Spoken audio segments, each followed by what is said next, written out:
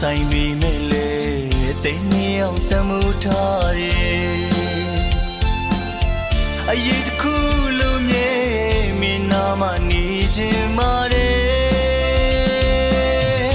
နှွဲကြွေမာလေဆိုရင်နေပတ်သခင်မာလေးနင်းစီရဲ့